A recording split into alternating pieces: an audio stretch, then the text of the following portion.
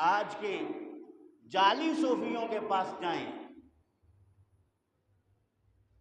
تو ان کے گھر کا کھانا بھی مرید پر، اس کے سواری کا خرچہ بھی مرید پر، اس کے دنیا کے عیش و عشرت کے سامان مہیا کرنا یہ بھی مرید کی ذمہ داری۔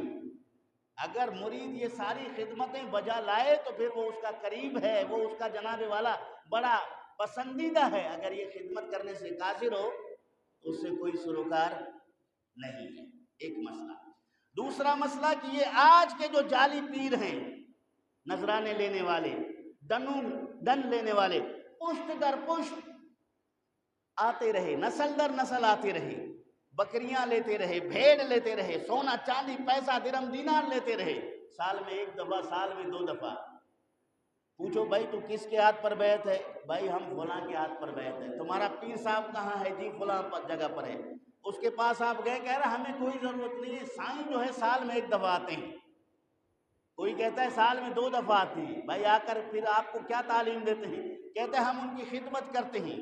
پھر بے پردگی، پھر بے پردگی۔ اللہ مرید نے گھر میں بٹھا دیا، اس کے نیچے جناب رضائیاں بچھا دی، اپنے گھر کی فیملی کو ان کی خدمت میں لگا دیا۔ وہ پیر جو ہے روحانی باپ ہے۔ اگر پیر اپنے مریدنی سے پردہ کرنے کا قائل نہیں ہے، وہ پیر نہیں، وہ ابلیس ہے۔ پردہ فرض ہے، پردہ فرض ہے۔ کیسا پیر ہے جو مرید عورتوں کے بیچ میں بیٹھ کر جناب والا وہ اپنی خدمت ان سے لے، آرڈر چلاتا رہے اور مریدنیاں خدمت میں لگی رہے؟ بالکل ہرگز نہیں۔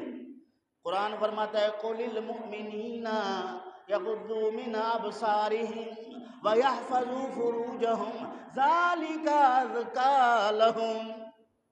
اے پیغمبر صلی اللہ علیہ وسلم کہہ دیجئے مومنوں کو، کس کو؟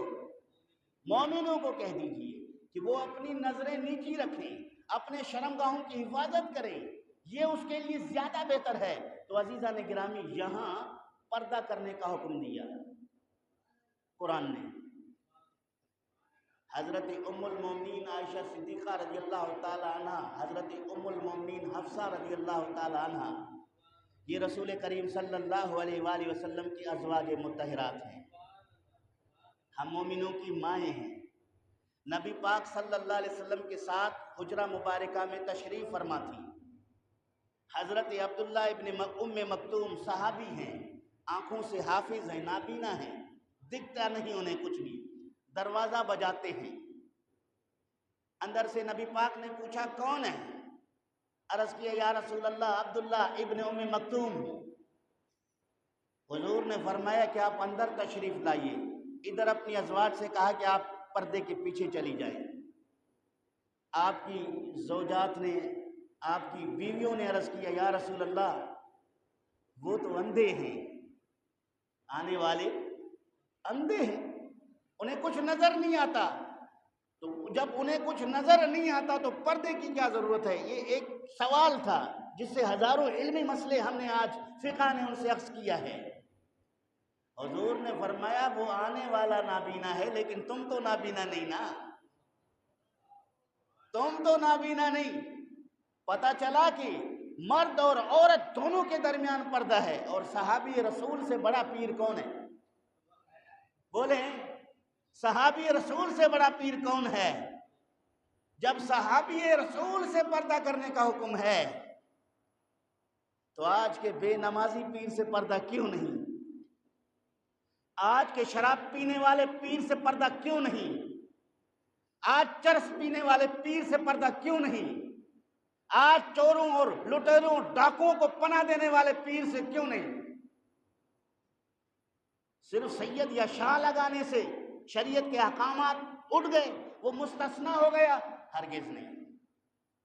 اگر وہ اپنے آپ کو سید اور شاہ کی طرف منسوب کرتا ہے وہ زیادہ پابند ہے کہ وہ متقی ہو جائے، چونکہ وہ لوگوں کے لیے آئیڈیل ہے، مشعل راہ ہے، لوگ اس کو دیکھ کر اس کی تقلید کریں گے۔ اسے زیادہ تقویٰ اختیار کرنا چاہیے، زیادہ دیندار ہونا چاہیے، زیادہ پرہیزگاری کا مظاہرہ کرنا چاہیے، کیونکہ لوگ اس کو دیکھ کے کرتے ہیں۔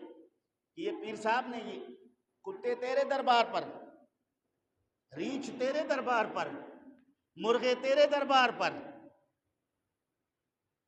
بھائی حضرت صاحب کہاں ہیں؟ مرید گیا حضرت صاحب کہاں ہے؟ بولا وہ کتوں کا فلاں جگہ پہ میلہ ہے، حضرت وہاں تشریف لے گئے. اس سے کیا فیض ملے گا؟ میں اہل سنت ہوں، میں سنی ہوں، سلسلہ ولایت کا بیعت کا قائل ہوں. ہم سنی بول رہے ہیں تو کسی دوسرے کو کیا اعتراض ہے کہ اہل سنت تمام کو ان جعلی پیروں کو دیکھ کر منسوب کر دے؟ نہیں، ہم اگر مرید بننا چاہتے ہیں تو رسول کریم کے عاشق کے بننا چاہتے ہیں. ہم اگر مرید بننا چاہتے ہیں تو کسی متقی پرہیزگار کے بننا چاہتے ہیں. ہم اگر مرید بننا چاہتے ہیں تو کسی دیندار کے بننا چاہتے ہیں.